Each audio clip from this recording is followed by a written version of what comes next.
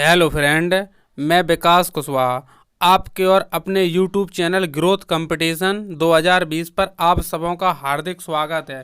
ध्यान दीजिए my student, ऐसे मैंने साइंस मास्टर टेस्ट यानी कि SMT 16 क्लियर करा दिए हैं।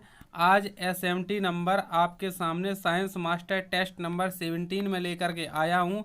इसमें 35 क्वेश्चनों का केमिस्ट्री क्वेश्चन मैंने लिए हैं, इनका एनालिसिस करूँगा। ये साइंस मास्टर टेस्ट किन स्टूडेंटों के लिए ज़रूरी है? जो स्टूडेंट SSC की तैयारी करते हैं या रेलवे की तैयारी करते हैं या वो बैंक की तैयारी करते हैं या किसी अन्य एग्ज़ाम की तैयारी करते हैं जहाँ पर GK GS पूछा जाता है, जहाँ पर साइंस का पोर्शन आता है, तो वो स्टूडेंट इस टेस्ट को देख सकते हैं और देख करके परीक्षा में बहुत ही अच्छे अंक प्राप्त कर सकते हैं। चलिए मैं अपनी बात को बिना वक्त गंवाए स्टार्ट करता हूँ। आज का पहला खूबसूरत क्वेश्चन आपके सामने लिखा गया। हाँ, एक बात ध्यान दीजिए, कॉपी पेन लेकर के बैठना है ताकि हम क्वेश्चनों का एनालिसिस करें तो आप पूरा बात मेरी लिख पाएँ और अपना आगे चल कर के आने वाली परीक्षा में अपना जो पद है उसको सुनिश्चित कर पाएंगे। चलिए मैं बात स्टार्ट करता हूँ। यहाँ पर लिखा गया यूरेनियम 92 में न्यूट्रॉनों की संख्या। न्यूट्रॉन किसे कहते हैं? आपको पता है कि परमाणु के नाभिक में दोस्तों न्यूट्रॉन होते हैं और न्यूट्रॉन Np परमाणु के नाभिक में होता है। और आपको एक प्रॉपर्टी भी पता है कि m बराबर होता है P+n। m बराबर होता है P+n। इसका मतलब क्या होता है? m का मतलब द्रव्यमान संख्या, तो द्रव्यमान संख्या 238 है। और प्रोटॉन क्या होता है? जो परमाणु क्रमांक होता है वही प्रोटॉन होता है, तो ये 92 हो गया, प्लस n यहाँ पर लिखा गया है। तो आप इसको कैसे सॉल्व कर सकते हो? 238 में से जब आप 92 घटाओगे, जब इधर लाओगे तो n बराबर कितना बच जाएगा? यहाँ पर 146 बच जाएगा। तो आप न्यूट्रॉन बहुत ही अच्छी से जान गए। ऊपर वाले में से नीचे वाले को घटा दो, न्यूट्रॉन निकल के आ जाता है। ठीक है, चलिए कमेंट सेक्शन में आंसर दीजिए। जैसे लिखा है I53 127, इसमें कितने न्यूट्रॉन होंगे? आयोडीन 53 127, इसमें बताइए न्यूट्रॉन कितने होंगे? सभी लोग इस क्वेश्चन को सॉल्व करके भेजें कमेंट में। चलिए क्वेश्चन नंबर देखिए, इसमें न्यूट्रॉन, ये यूरेनियम एक रेडियो एक्टिव पदार्थ है। तो रेडियो एक्टिव पदार्थों की खोज किसने की थी? हेनरी बेकरेल ने की थी। जब कोई रेडियो एक्टिव पद फ्यूज होता है तो उसमें कितने कण निकलते हैं? 3 कण निकलते हैं, अल्फा बीटा गामा। तो ध्यान रखना, अल्फा धनात्मक कण होता है, बीटा ऋणात्मक कण होता है और गामा दोस्तों उदासीन कण होता है। एक इंपॉर्टेंट क्वेश्चन नोट कीजिए अपने कॉपी में, जब कोई रेडियो एक्टिव तत्व फ्यूज होता है तो उसमें सबसे ज़्यादा कौन से कण निकलते हैं? आंसर बताइए। पहला अल्फा हो गया, दूसरा बीटा हो गया, तीसरा गामा हो गया और चौथा ऑप्शन, इनमें से सभी तीनों समान निकलते हैं। तो दोस्तों इसका आंसर हो जाएगा गामा कण सर्वाधिक निकलते हैं। क्यों निकलते हैं? इसकी वजह क्या है? एक अल्फा निकलेगा तो एक गामा निकलेगा, एक बीटा निकलेगा तब भी एक गामा निकलेगा। तो इस प्रकार से नंबर ऑफ रेज यानी कि particle, number of particle gamma ज़्यादा हो जाएंगे। चलिए क्वेश्चन नंबर सेकेंड देख लीजिए दोस्तों। यहाँ पर क्या मनुष्य के लिए हानिकारक विकिरण है? मनुष्य के लिए कौन सा हानिकारक विकिरण है? तो मनुष्य के लिए आपको हानिकारक विकिरण बताना है। कौन सा विकिरण मनुष्य के लिए हानिकारक विकिरण है? क्वेश्चन नंबर 2 का आंसर हो जाएगा डी, पराबैंगनी जो मतलब किरणें होती है मनुष्य के लिए हानिकारक होती हैं। अल्फा किरणें रेडियो एक्टिव पदार्थ में से निकलती हैं, ये धनावेशित किरणें होती हैं। बीटा किरणें भी रेडियो एक्टिव पदार्थ से निकलती हैं, ये भी ऋणावेशित किरणें होती हैं। गामा उदासीन होता है, उस पर कोई चार्ज नहीं होता है। अल्फा को आप संज्ञा दे सकते हैं प्रोटॉन, क्योंकि प्रोटॉन भी धनावेशित होता है।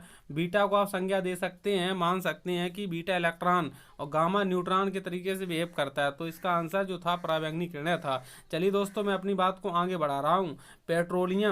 पेट्रोलियम जिससे मोटरसाइकिल वगैरह चलाई जाती है, किसका जटिल मिश्रण होता है? मतलब पेट्रोलियम में दोस्तों क्या क्या होता है? तो यहाँ पर प्रोपेन और ब्यूटेन ये एल्केन श्रेणी के दोनों सदस्य हैं।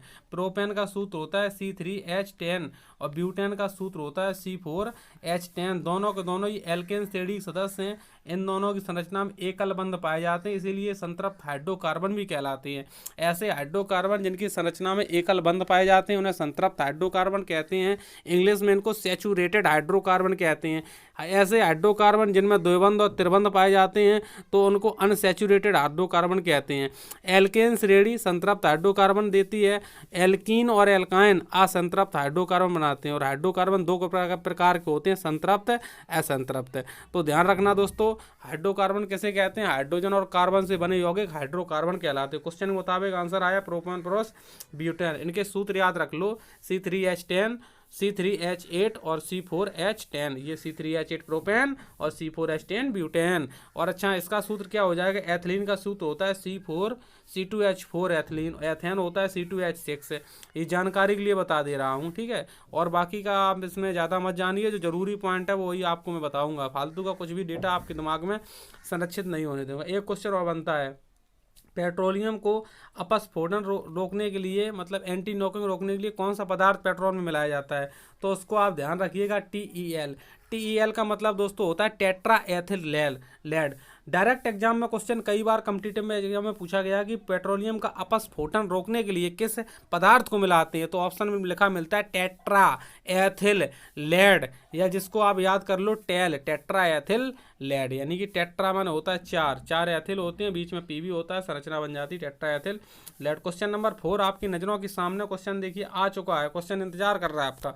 गोबर गैस संयंत्र का आविष्कार किसने किया था, सभी लोग जानते हैं CB देसाई ने किया था। किसने किया था, CB देसाई ने किया था गोबर गैस संयंत्र का आविष्कार। क्वेश्चन नंबर 5 आपके नजरों के सामने आने वाला है, इसका आंसर दीजिए दोस्तों।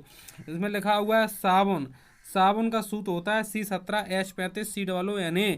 C17H35COONA साबुन के साथ तत्परता से झाग का मतलब होता है फैन, ने बनाने वाला, मतलब इसमें बनाने वाला नहीं पूछा है, ना बनाने वाला कौन सा जल है, तो ये कठोर जल है।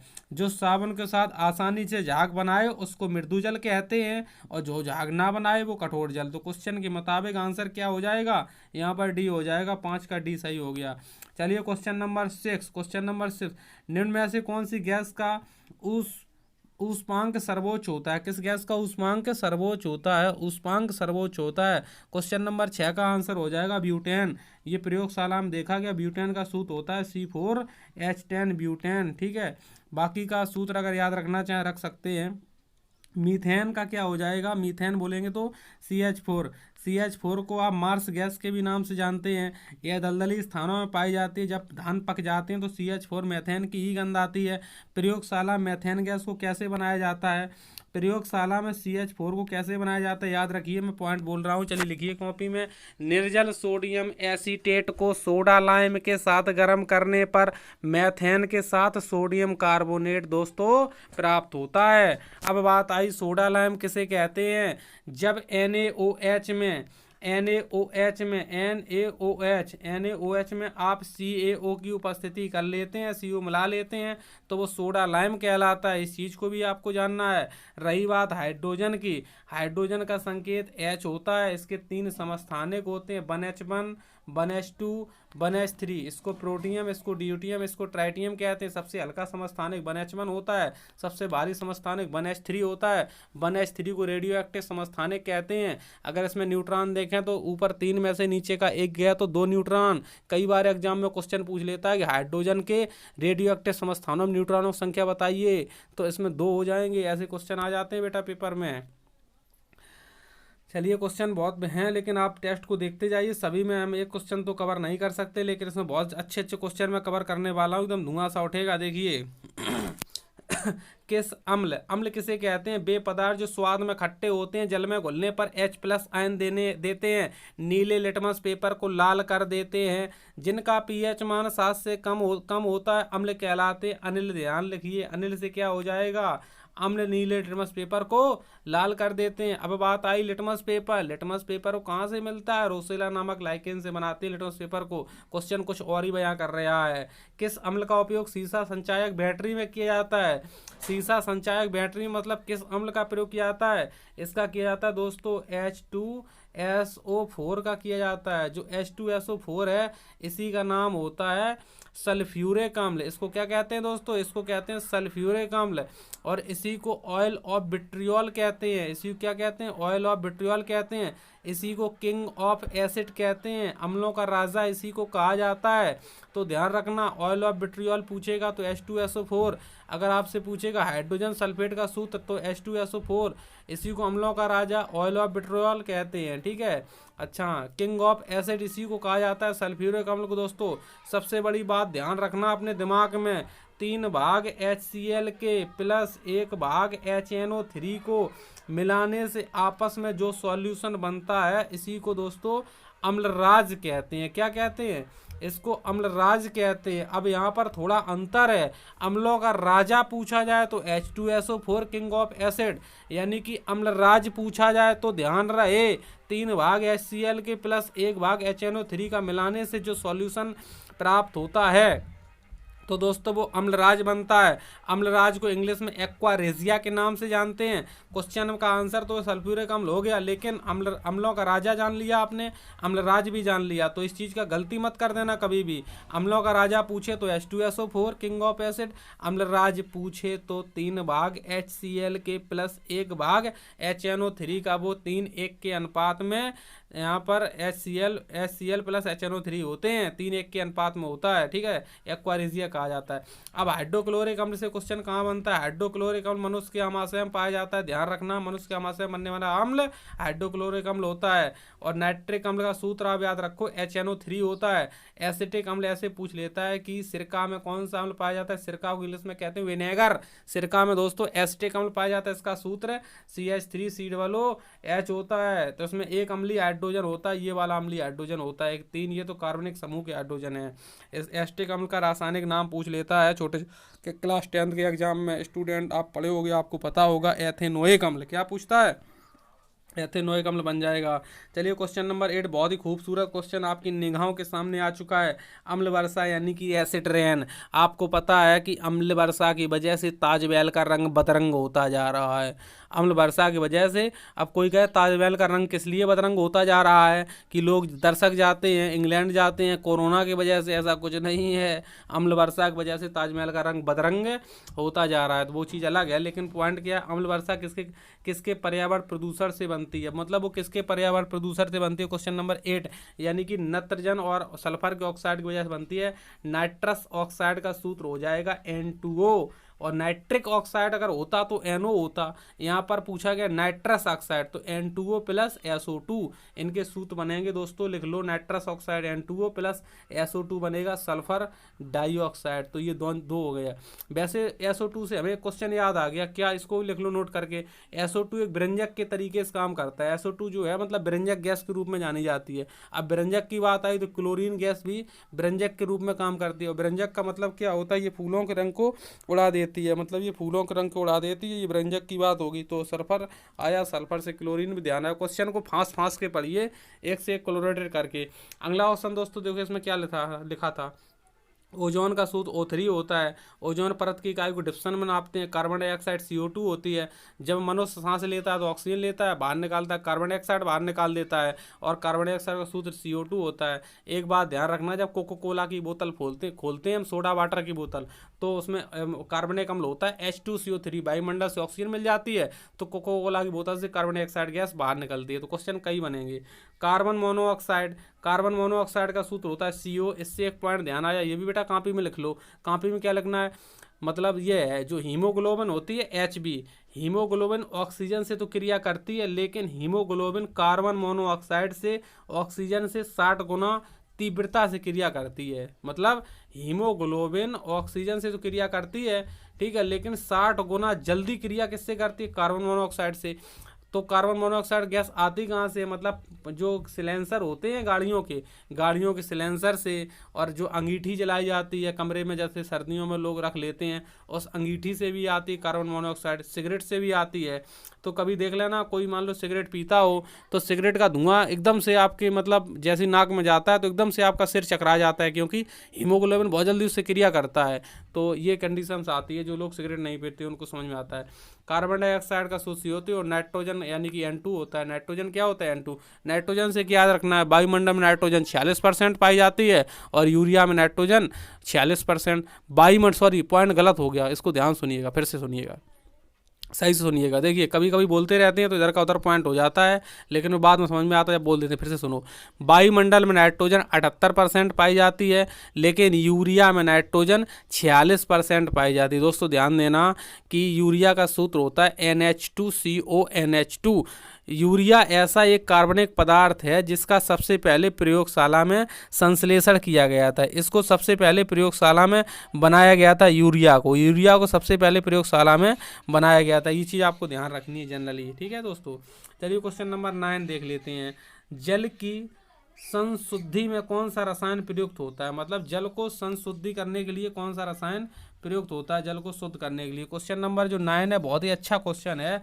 इसका आंसर देखिए, यहाँ पर पोटेशियम सल्फेट नहीं होता है, यहाँ पर पोटेशियम परमैंगनेट होता है, इसी को कहते हैं लाल दवा। बहुत अच्छे से आपके बाबा को पता होगा कि जो गांव में कुआं होते थे उसमें लाल दवा डाली जाती है, जिसका सूत्र होता है KMNO4। ये लाल दवा होती है, क्या होती है, ये लाल दवा कुआं में डाली जाती थी। अब फिर से आ गया सल्फ्यूरिक अम्ल। तो अब देखिए एक एक को जान लेते हैं। क्वेश्चन तो बी हो गया, आप 4 ऑप्शन के बारे में जानते हैं, इससे कैसे क्वेश्चन बनते हैं। देखिए सुनिए, पोटेशियम सल्फेट का सूत्र पूछ सकता है, इसका सूत्र होता है K2SO4। ये पोटेशियम सल्फेट का हो गया सूत्र। अच्छा, अब दूसरी चीज़ जानिए, पोटेशियम परमैंगनेट तो आप जानेंगे KMNO4 होता है। सल्फ्यूरिक अम्ल का सूत्र होता है H2SO4। सल्फ्यूरिक अम्ल के लिए क्या क्या क्वेश्चन बन सकते हैं। पहला क्वेश्चन ये बन सकता है, इसको अम्लों का राजा कहा जाता है, यानी कि किंग ऑफ एसिड इसी को कहा जाता है। और सल्फ्यूरिक अम्ल को ऑयल ऑफ विट्रियोल के नाम से जानते हैं। ये सीसा संचायक सेल वाली बैटरियों में प्रयुक्त होता है। यह एक अम्ल है। अम्ल कैसा है, ये 2 हाइड्रोजन विस्थापित करता है, ठीक है, ये चीज़ें बन सकती है। अब जब हम अम्लों का राजा बताएं तो आपके दिमाग में हमेशा आना चाहिए कि अम्लराज किसे कहते हैं। तो अम्लराज 3 भाग HCl के प्लस 1 भाग HNO3 का मिश्रण अम्लराज कहलाता है।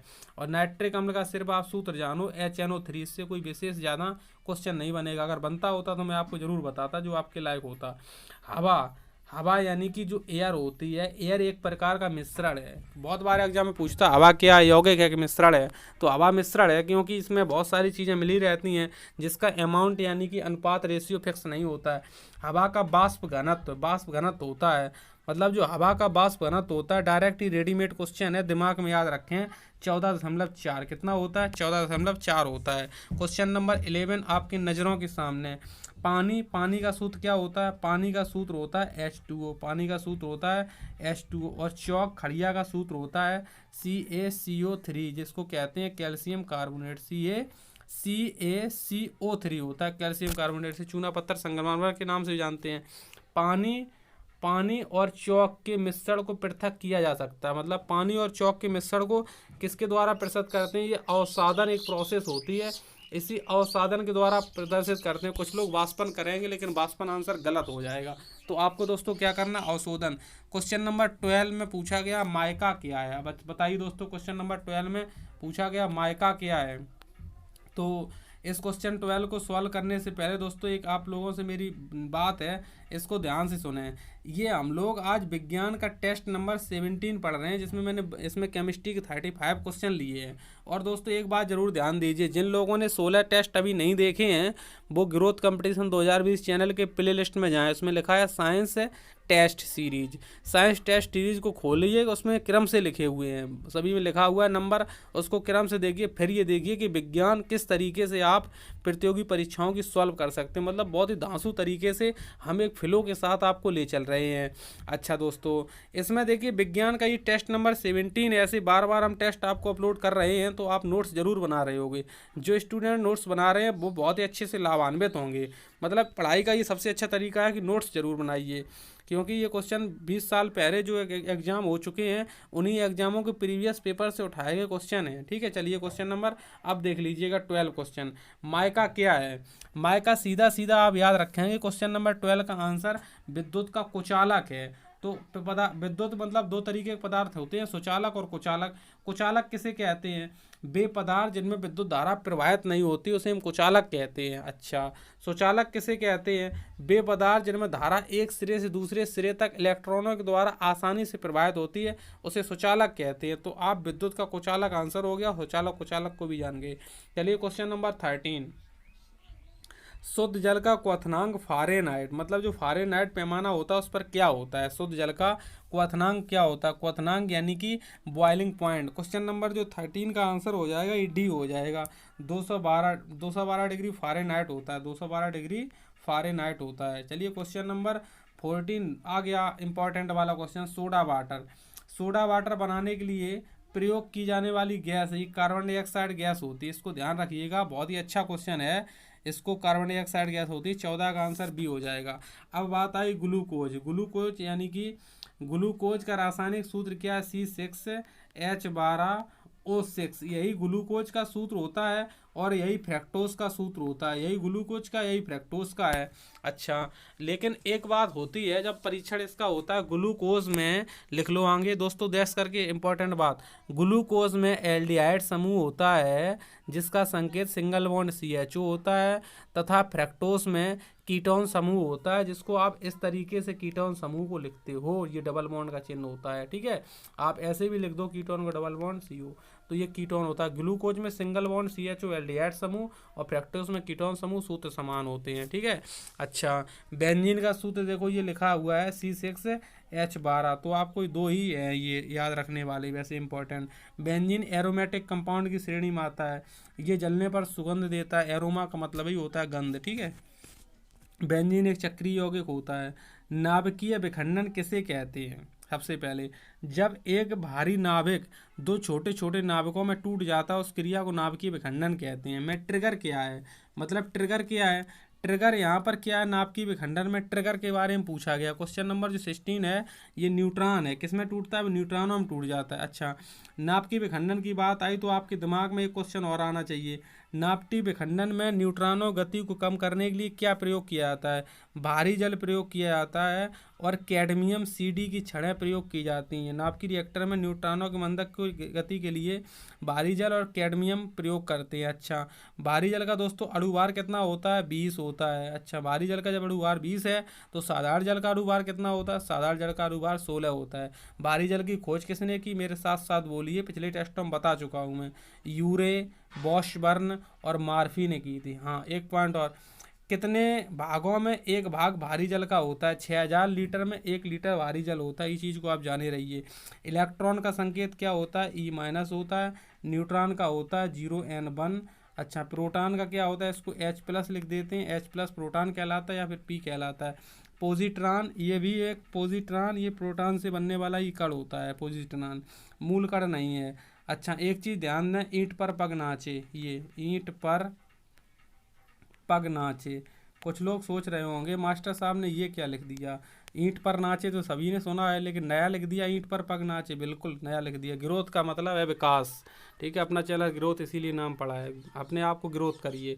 ई का मतलब इलेक्ट्रॉन की खोज की थी जे टॉमसन ने और इलेक्ट्रॉन का नाम दिया था स्टोनी ने। इलेक्ट्रॉन का आवेश का निर्धारण किया था मिलिकॉन ने। देखिए कितनी अच्छी बात बताई गई।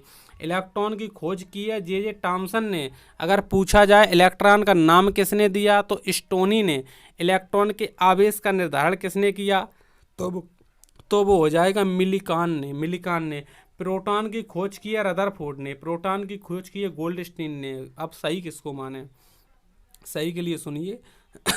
यहाँ पर प्रोटॉन की कुछ बुकें रदरफोर्ड लिखती हैं, कुछ बुकें गोल्डस्टीन लिखती हैं, लेकिन प्रोटॉन की खोज गोल्डस्टीन ज़्यादा सही है क्योंकि सर्वप्रथम गोल्डस्टीन ने प्रयोग स्टार्ट किया था और अधूरा प्रयोग करके छोड़ दिया था, फिर रदरफोर्ड ने पूरा किया था, तो रदरफोर्ड का भी नाम कहीं कहीं लिख दिया गया है। तो अगर दोनों ऑप्शन आए रदरफोर्ड और गोल्डस्टीन तो रदरफोर्ड को टिक कर दीजिएगा। अगर दोनों ऑप्शन ना आए तब फिर आप, दोनों ऑप्शन आए तो गोल्डस्टीन को टिक करना है। किसको? गोल्डस्टीन को। अगर दोनों ऑप्शन आए तो गोल्डस्टीन को टिक करोगे, अगर गोल्डस्टीन नहीं है तो रदरफोर्ड तो राजा है ही, फिर उसको टिक कर दें। न्यूट्रॉन की खोज चैडविक ने की थी। न्यूट्रॉन की खोज चैडविक ने की थी। प्रोटॉन पॉजिटिव होता है, ये नेगेटिव होता है, ये उदासीन होता है। चलिए question number 16 complete. Question number 17 देखिए दोस्तों, इसमें 17 में क्या लिखा हुआ है? बहुलक पॉलीमर नायलॉन की पहली बार विकास तथा बाजारीकरण किया गया था। मतलब ये कहाँ पर किया गया था? क्वेश्चन नंबर जो 17 है ये न्यूयॉर्क में किया गया। कहाँ पर किया गया? न्यूयॉर्क में किया गया। इसमें लिखा है सभी भारी रेडियो सक्रिय तत्व अंतिम रूप से परिवर्तित होते हैं। अंतिम रूप से किसमें परिवर्तित हो जाते हैं? क्वेश्चन नंबर यहाँ पर 18 का दोस्तों जो आंसर हो जाएगा वो हो जाएगा लेड Pb82। सीसा यानी कि Pb जिसका परमाणु क्रमांक कितना होता है? 82 होता है। Pb जिसका परमाणु क्रमांक कितना होता है? Pb इसका परमाणु क्रमांक 82 होता है। इसी में लास्ट में परिवर्तित हो जाते हैं सीसा। अच्छा, हाइड्रोजन का संकेत H होता है। पारा मरकरी Hg परमाणु क्रमांक 80। पारा एक द्रव धातु है। क्रिप्टॉन Kr यह एक अक्रिय गैस है। क्रिप्टॉन Kr यह एक अक्रिय गैस है, इस चीज़ को भी ध्यान रखना है। इसमें अगला क्वेश्चन देखिए है क्या? रंजक व खाद्य पदार्थ बनने में प्रयोग किया जाता है। रंजक या खाद्य पदार्थ बनने में क्या प्रयोग किया जाता है? कैरामल प्रयोग किया था। किसका प्रयोग किया था? कैरामल का प्रयोग किया था। डायरेक्ट ध्यान रखिएगा। अच्छा, इंपॉर्टेंट क्वेश्चन आ गया। आधुनिक आवर्त सारणी में कितने आवर्त होते हैं? 7 आवर्त होते हैं, 18 वर्ग होते हैं, इसमें 4 ब्लॉक होते हैं, S block, P block, D block और एफ ब्लॉक। एफ ब्लॉक आवर्त सारणी के बाएं दाएं ऊपर नीचे कहाँ स्थित है बताइए? नीचे स्थित होता है एफ ब्लॉक। एफ ब्लॉक में 2 सीरीजें होती हैं, लेंथेनाइट सीरीज और एक्टिनाइट सीरीज, ठीक है, इस चीज़ को भी आपको ध्यान रखना है। आधुनिक आवर्त सारणी मतलब किस पे आधारित थी? क्वेश्चन नंबर पे अब आए हैं। पहले उसका डिटेल हुआ, इसके बाद क्वेश्चन नंबर पे आए, तो 20 का आंसर हो जाएगा सी।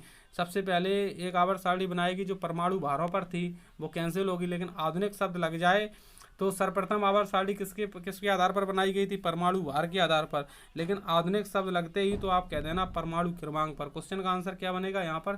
सी ऑप्शन बनेगा, परमाणु क्रमांक। यहाँ पर लिखा है नॉर्मल टेम्परेचर प्रेशर, एनटीपी पर किस गैस का एक मोल आयतन होता है? किस गैस का एक मोल आयतन होता है मतलब किसी गैस के एक मोल का आयतन होता है एनटीपी पर, ये बात हुई है। तो ये डायरेक्ट याद करने वाला प्रायोगिक पॉइंट होता है। ये 22.4 लीटर होता है, डायरेक्ट याद कर लो, 22 ऐसा नहीं करना है ये कुछ, लेकिन ये 22.4 लीटर करना है, ठीक है। डिटर्जेंट हैं, अपमार्जक हैं। अपमार्जक इसमें क्या है? जो 22 का आंसर बनने वाला है ये डी है, शोधन करता। अपमार्जक क्या है? शोधन करता। आरडीएक्स, आरडीएक्स का इसमें से पूर्ण रूप कोई भी सही नहीं है, कोई भी इसमें सही नहीं है। आरडीएक्स का जो फुल फॉर्म लिखे हैं इसमें कोई भी सही नहीं है, तो सॉरी, आरडीएक्स का फुल फॉर्म पूछा। अच्छा, आरडीएक्स का होता है research development explosive, research development explosive, इसमें सी वाला सही है, ये लिखा है सी वाला। रिसर्च डेवलप्ड एक्सप्लोसिस, ये आरडीएस का सही लिखा हुआ है, इसमें थोड़ा मिस्टेक हो गया था।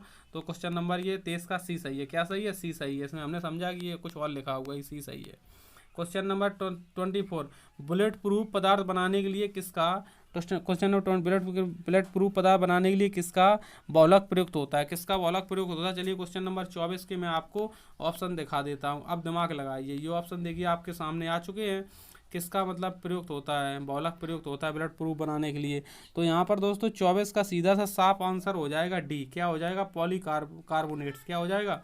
पॉलीकार्बोनेट्स होते हैं। पानी H2O, फिटकरी का सूत्र लिख लो, बहुत ही इंपॉर्टेंट, इसको एलम कहते हैं। फिटकरी का सूत्र होता है K2SO4 Al2 इंटू 24H2O। कई बार पूछा गया फिटकरी में कितने क्रिस्टल अणु पानी के होते हैं, तो उसमें ध्यान रखना 24H2 होते हैं। फिटकरी एक दो एक लवण है, पानी में फिटकरी मिलाई जाती है, तो पानी में फिटकरी मिलाई जाती है तो क्या हो जाता है? क्वेश्चन नंबर 25 में क्या हो जाता है? बैक्टीरिया को मारने के लिए। किसके मारने के लिए? बैक्टीरिया को मारने के लिए। बैक्टीरिया यानी विषाणु को मारने के लिए मिलाई जाती है, ठीक है। अच्छा, क्वेश्चन नंबर 26, प्रयोगशाला लेबोरेटरी में यूरिया का सर्वप्रथम किसने संश्लेषण किया था? अभी मैंने बताया था किसने किया था, बोहलर ने किया था। सर्वप्रथम संश्लेषण किसने किया था? बोहलर ने किया था। 26 का आंसर क्या हो जाएगा? यहाँ पर ए हो जाएगा, ए 26 का आंसर ए। रदरफोर्ड ने तो प्रोटॉन की खोज की थी, वो चीज़ अलग है, ठीक है। प्रोटॉन की खोज तो गोल्डस्टीन ने की थी, लेकिन सहयोग किया था बाद में रदरफोर्ड ने। लेकिन अब कुछ किताबें रदरफोर्ड का नाम लिखती हैं, कुछ गोल्डस्टीन का लिखती हैं, और आपको सही मानना है गोल्डस्टीन प्रोटॉन के लिए, ठीक है। जब दोनों ऑप्शन आए तो गोल्डस्टीन टिक कर देना, रदरफोर्ड आया तो रदरफोर्ड तो करना ही करना है। और आइंस्टीन ने मतलब एक द्रव्यमान ऊर्जा समीकरण दिया था, E बराबर MC स्क्वायर, E बराबर MC स्क्वायर, ये आइंस्टीन का द्रव्यमान ऊर्जा समीकरण होता है, ठीक है दोस्तों। क्वेश्चन नंबर 27, इसमें लिखा हुआ है मैथेनॉल यानी कि CH3OH मैथेनॉल को किस नाम से जाना जाता है? 27 का आंसर हो जाएगा वुड एल्कोहल, यानी कि सी। किसके नाम से? ये सी वाला ऑप्शन हो गया, वुड एल्कोहल। यहाँ पर लिखा है DDT का पूर्ण रूप क्या है? DDT का पूर्ण रूप क्या है? 28 का आंसर यहाँ पर हो जाएगा। यहाँ पर लिखा हुआ वैसे डी में क्या लिखा है? डाइफिनाइल ट्राइक्लोरोएथेन। वैसे इसका सही नाम होता आगे और लिखा रहता है पैरा। क्या लिखा होता है? Para diphenyl ट्राइक्लोरोएथेन। वैसे DDT का ये नाम होता है, लेकिन पैरा नहीं लिखा है तो कोई दिक्कत की बात नहीं, लेकिन आपको पता होना चाहिए कि ये DDT एक कीटाणुनाशक है जो क्लोरोबेंजीन के 2 अणु क्लोरल की क्रिया से बनते हैं, कंसनट्रेट H2SO4 कंसनट्रेट HNO3 की उपस्थिति में, ठीक है, वो चीज़ अलग है। गैसोहॉल गैलोसिन और किसका मिश्रण है? गैलोसिन और किसका मिश्रण है? 29 का जो आंसर है ये एथिल एल्कोहल का मिश्रण है। एथिल एल्कोहल सूत्र लिख लो बेटा, C2H5OH। इसका सूत्र क्या बनेगा? एथिल अल्कोहल का C2H5OH। मिथाइल अल्कोहल का या फिर मैथिल अल्कोहल का सूत्र लिख लो CH3OH। ब्यूटेल अल्कोहल का सूत्र लिख लो, ब्यूटेल अल्कोहल का सूत्र इसी तरह से बन जाएगा, ऐसे कर लो CH3 CH2 और CH3 CH2 और CH2OH, तो ये 1 2 3 ये प्रोपिल अल्कोहल बना, क्या बना, प्रोपिल, और आगे एक बार और लिख दो CH2OH, तो CH3 CH2 CH2 CH2OH, तो ये ब्यूटाइल अल्कोहल का बन जाएगा। ऐसे ही एथिलीन ग्लाइकोल का सूत्र बन जाएगा। तो पृथ्वी की आयु का आंकलन किससे किया जाता है, यूरेनियम डेटिंग पद्धति से। किससे किया जाता है, यूरेनियम डेटिंग पद्धति से। और कार्बन डेटिंग पद्धति से जीवाश्मों की आयु का पता किया जाता है। ये चीज़ आपको मैंने कई बार बताई भी है। अच्छा, रेडियो धर्मी पदार्थ उत्सर्जित करता है। रेडियो धर्मी पदार्थ क्या उत्सर्जित करता है, अल्फा भी करता है, बीटा भी करता है, गामा भी करता है। तो यही ऑप्शन सही हो जाएगा, डी, सभी करता है। रेडियो धर्मी पदार्थ को सबसे पहले किसने देखा था, हेनरी बेकरेल ने देखा था। और रेडियो धर्मी पदार्थ के लिए सबसे ज़्यादा काम किसने किया था, मैडम क्यूरी और इनके पति पियरो क्यूरी ने मिलकर के किया था। बाद में इन दोनों लोगों को, मैडम क्यूरी और पियरो क्यूरी को, नोबेल पुरस्कार भी रसायन के क्षेत्र में मिला था। हाइड्रोजन के रेडियो सक्रिय समस्थानिक कहलाता है, कौन कहलाता है, ट्राइटियम कहलाता है। ट्राइटियम कहलाता है। आपको 32 वाला पता भी है। 32 का आंसर क्या बन गया दोस्तों, यहाँ पर डी बन गया। ट्राइटियम का सूत्र होता है 1s3। इसमें न्यूट्रॉन कितने हो जाएंगे, 3 में से 1 गया, 2 हो जाएंगे। ये चीज़ ध्यान रखनी है आपको दोस्तों। इलेक्ट्रॉन त्यागेगा तो वो ऑक्सीकरण क्रिया कहलाएगी। इलेक्ट्रॉन ग्रहण करेगा तो वो अवकरण कहलाएगा। अवकरण का मतलब क्या होता है, अपचयन होता है। अच्छा, उत्प्रेरण का मतलब क्या होता है, सुनिएगा ध्यान से। जब किसी रासायनिक अपक्रिया में कोई पदार्थ भाग नहीं लेता है, वह अपक्रिया गति को परिवर्तित कर देता है, तो वह पदार्थ उत्प्रेरक कहलाता है तथा यह घटना उत्प्रेरण कहलाती है। ठीक है, अभिप्रेरण इसी से मिला के बनाया गया, लेकिन इसका कोई खास मतलब नहीं है। क्वेश्चन नंबर 34, इलेक्ट्रॉन पर माइनस चार्ज होता है, भी जाने रहिए। इलेक्ट्रॉन ग्रहण करने की प्रवृत्ति क्या कहलाती है, अवकरण कहलाती है। यहाँ पर देखो आया पीएच। पीएच का मतलब होता है पावर ऑफ हाइड्रोजन, यानी कि पोटेंस ऑफ हाइड्रोजन। पीएच का निर्धारण किसने किया था, निर्धारण ये सोरेनसन ने किया था। हाइड्रोजन की खोज तो कैवेंडिश ने की थी। ठीक है, और लेवाजियर यानी कि लेवासिये, वो अलग चीज़ है, प्रिस्टली ऑक्सीजन ने खोज की थी। और लेवाजियर यानी कि लेवासियो को रसायन विज्ञान का जनक माना जाता है, लेवासियो को। ठीक है, ये लेवाजियर लिखा है, तो इंग्लिश का वर्जन हो जाता है उसका। सोरेनसन ने तो पीएच पैमाने का निर्धारण किया था। अब आपको हम बता दें पीएच पैमाने पर कुल कितने अंक होते हैं, सुनिएगा ध्यान से। देखिए, पीएच पैमाने पर टोटल 14 अंक होते हैं, 0 से लेकर 14 तक। अगर किसी विलयन का पीएच मान 7 है, अगर किसी विलयन का पीएच मान 7 है, तो वो विलयन कैसा, उदासीन। 7 से ज़्यादा है 14 तक, तो वो कैसा हो जाएगा, क्षारीय हो जाएगा। और 7 से कम है, ये 0 तक होता है, माइनस में भी चला जाता है, 0 तक होता है यहाँ से, तो ये अम्लीय हो जाता है। कैसा हो जाता है, अम्लीय, उदासीन और क्षारीय हो जाता है। जल एक उदासीन विलयन है। ठीक है, जल एक उदासीन विलयन है। तो अब आप लोग ध्यान दीजिए कि 35 क्वेश्चन कंप्लीट हो चुके हैं।